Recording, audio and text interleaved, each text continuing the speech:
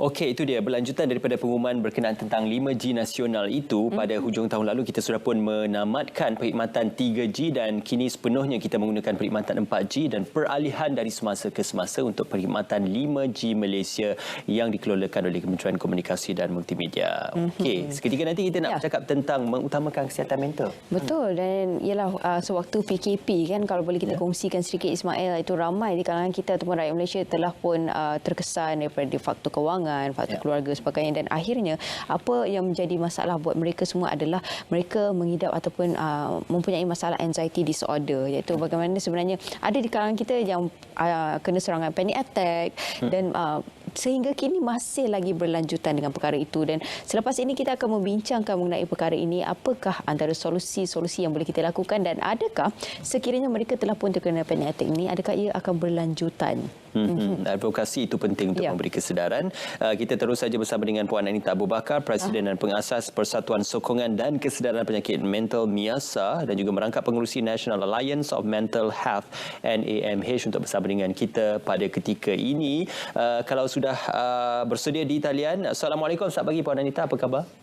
Waalaikumsalam warahmatullahi wabarakatuh. Kita bersua kembali pada pagi ini Puan Anita. Okey, seperti yang dinyatakan oleh Raja Sofi tadi berkenaan tentang ada beberapa isu-isu penting yang perlu kita ketahui tentang kesihatan mental.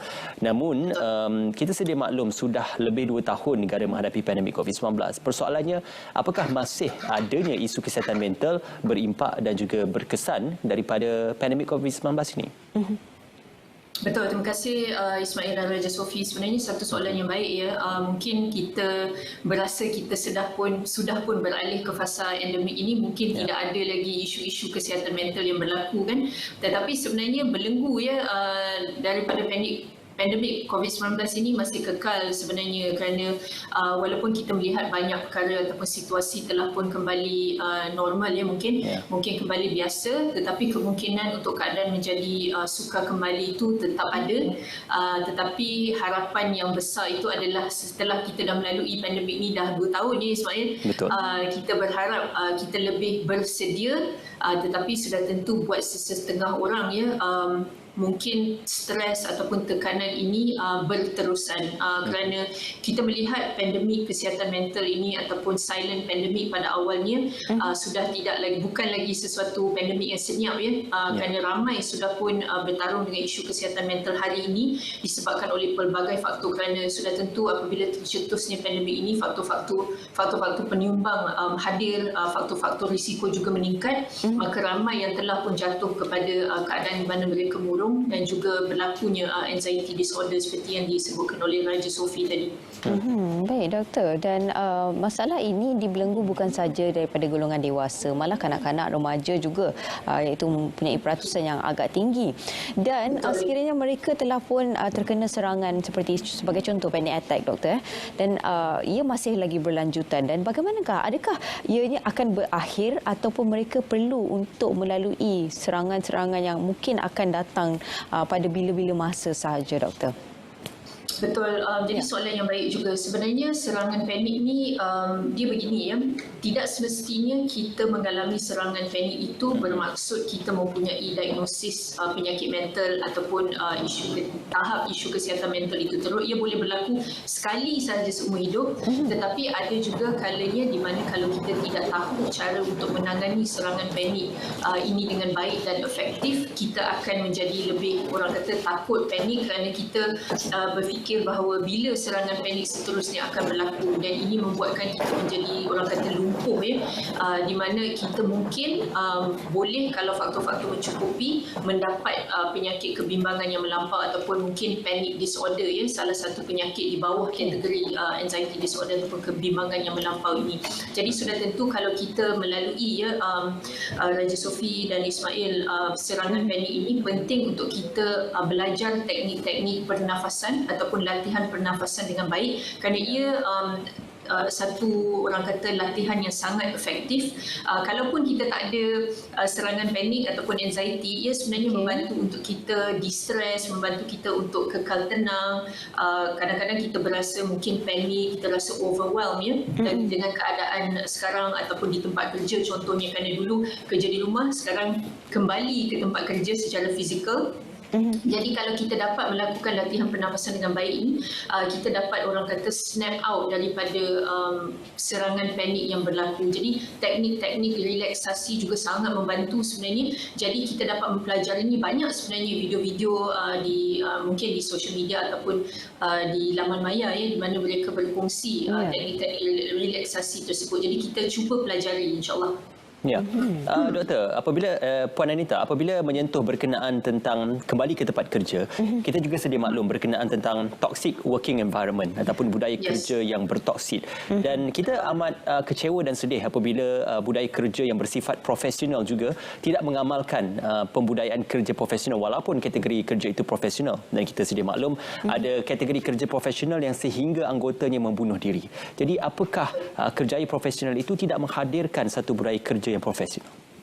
Okey, bagi saya apa yang kami lihat ya daripada usaha Miasa sendiri, daripada apa yang dikongsikan oleh mereka yang bekerja di mana mungkin persekitaran pekerjaan itu ataupun majikan tersebut kurang ilmu tentang kepentingan penjagaan kesihatan mental itu sendiri. Jadi intervensi-intervensi tidak diberikan di tempat kerja. Contohnya seperti kita kongsikan tadi ya, serangan panik. Kalau serangan panik berlaku di tempat kerja, apa yang boleh dilakukan oleh rakan-rakan sekerja, apa yang ada di tempat kerja yang mampu membantu dan menyokong keadaan individu tersebut pada waktu itu. Sudah tentu banyak tempat-tempat kerja kurang ilmu, tidak ada tempat-tempat untuk menyokong. Jadi contohnya kita boleh ada selalunya ya, kalau serangan panik berlaku di tempat kerja, biasanya individu akan ke surau, mungkin ke bilik air untuk bertenang, untuk melakukan latihan pernafasan. Jadi bagi saya kita perlu menyediakan contohnya mungkin ada kaunselor di tempat kerja, mungkin ada talian bantuan, mungkin ada employee assistance program di mana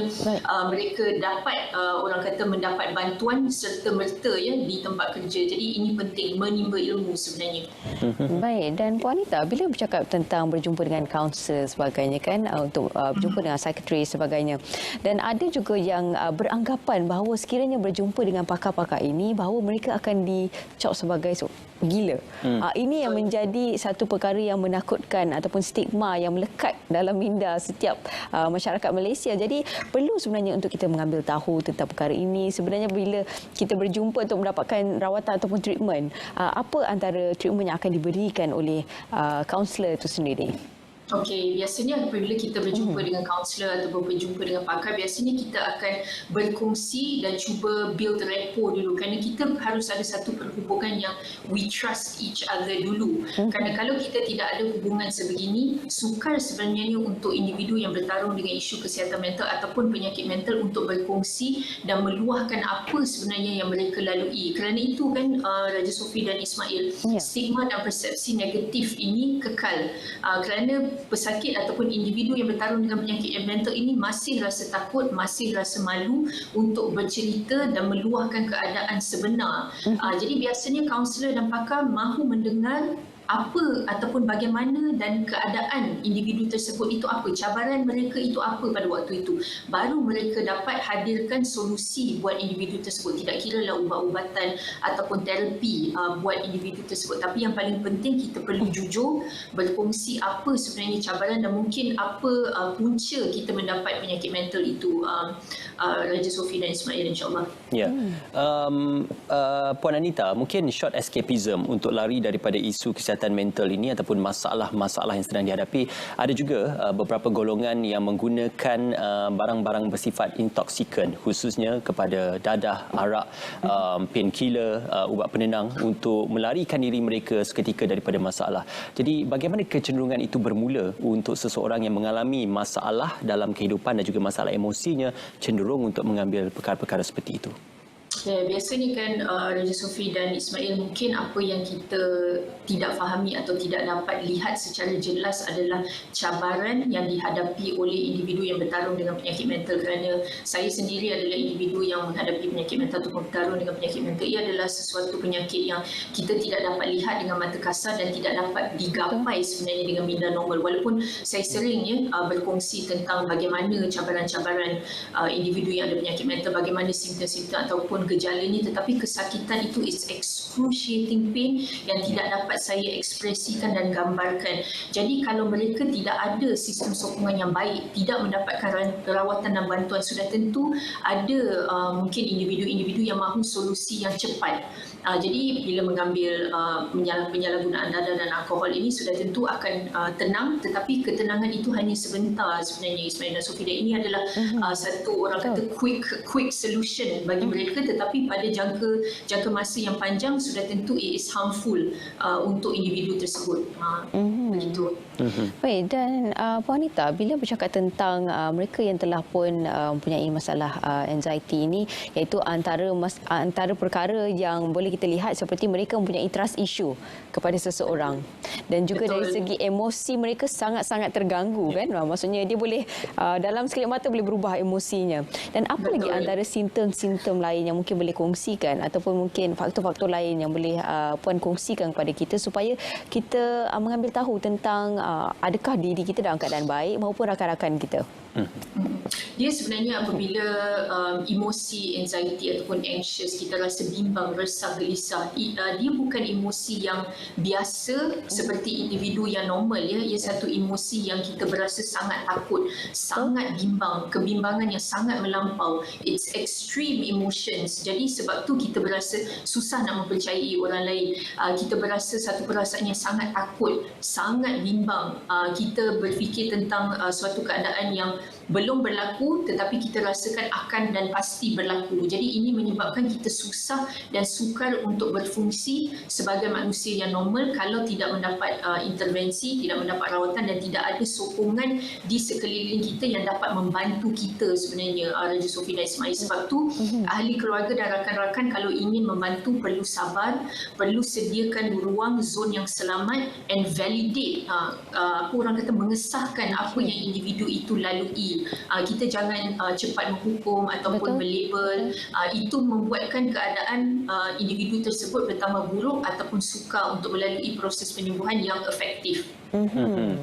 Puan Anita bercerita tentang to validate. Kita juga nak menghubung kaitkan dengan social validation. Ini juga banyak masalah yang seringkali berlaku dalam masyarakat kita kerana penarafan kepada kejayaan dan kepada kadar hidup yang baik dan juga bagus itu adalah kerjaya yang bagus, pendapatan yang baik, mempunyai keluarga dan sebagainya. Dan kalau tidak mencapai target tersebut, ada setengah masyarakat mula menekan individu.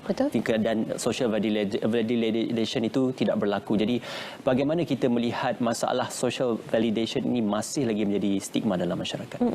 Betul, itu sangat tepat, ya, Ismail. Salah satu perkara yang berlaku, ya, apabila individu ini bertarung dengan isu kesihatan mental adalah tanpa anda memberikan tekanan tersebut, individu tersebut telah pun rasa I'm not good enough, saya tak bagus, tidak ada orang menyayangi saya. Walaupun individu itu telah pun berjaya, mereka masih merasakan tidak cukup sebenarnya, Ismail. Jadi bayangkan. Jadi biasanya saya melihat, ya, daripada usaha Miasa mereka yang datang ke Miasa yang hadir untuk mendapatkan bantuan dan rawatan beribu-ribu. Dan rata-rata daripada mereka, individu-individu ini semuanya adalah di kalangan pelajar-pelajar yang berjaya, mereka yang berkerjaya tinggi, mereka yang telah berjaya dalam kehidupan tetapi merasakan bahawa they are still not enough, Ismail. Jadi bayangkan, ini sebenarnya yang berlaku. Jadi kalau kita tetap invalidate, maka sudah tentu memburukkan lagi keadaan. Bagaimana individu itu nak melihat jalan keluar? Bagaimana individu itu nak melihat ada harapan untuk mereka dan masyarakat menerima mereka? Jadi sudah tentu social validation adalah very, very crucial, sangat penting sebenarnya. Okay. Dan berbalik kepada serangan seperti panic attack tadi, kan, Puan Anita, apa yang mereka merasakan adalah seperti degupan jantung yang sangat laju, kemudian dari segi pernafasan mereka akan rasa tak cukup nafas, seolah-olah kurangnya oksigen. Tapi kalau kita cek oksigennya sebenarnya 199, jadi tak ada masalah. Jadi sebenarnya apa sebenarnya antara punca ataupun trigger kepada pernafasan dan juga degupan jantung mereka? Betul. Sebenarnya kan serangan panik ini biasanya orang mempunyai persepsi kalau serangan panik ini berlaku pasti ada sesuatu tragedi yang berlaku pada ketika itu. Yang menggerunkan apabila kita melalui serangan panik ini, kemungkinan besar biasanya tak ada apa-apa pun yang berlaku, Raja Sophie. Itu yang membuatkan serangan panik itu bertambah takut. Betul.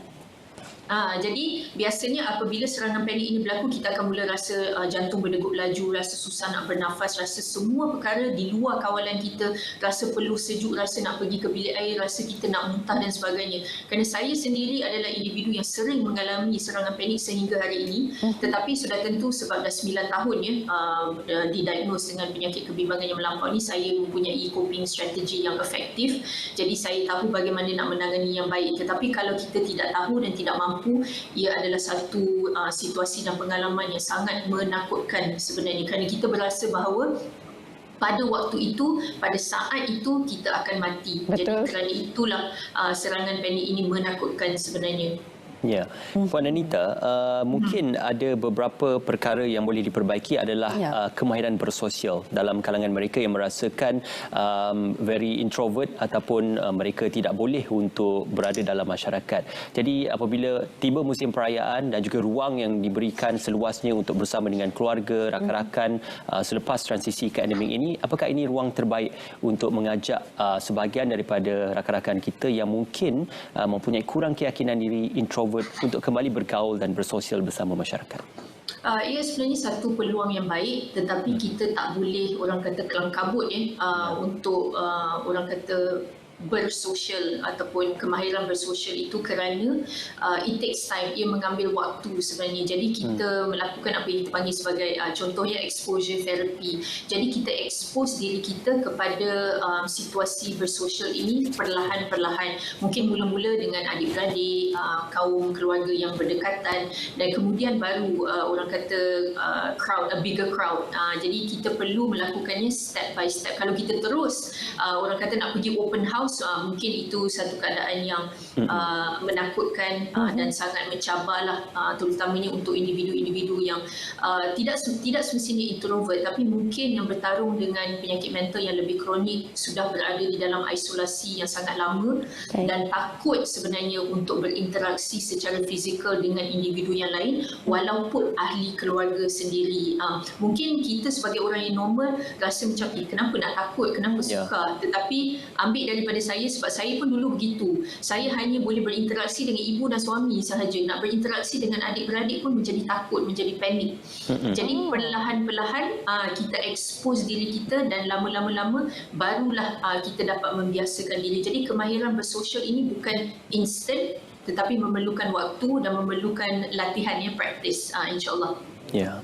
Ya, dan akhir sekali mungkin boleh beri sedikitlah kata-kata semangat kepada mereka yang mempunyai masalah dari segi kesihatan mental ini sendiri, untuk sama-sama sebenarnya ada jalan keluar seperti Puan Anita sendiri kan, dan juga kepada masyarakat dengan stigma mereka ni berkenaan dengan perkara ini, perlu untuk kita beri ruang kepada mereka yang telah pun mempunyai masalah daripada kesihatan mental ni, supaya mereka juga ingin menjadi normal seperti orang lain, tetapi perlu untuk diberikan sedikit masa.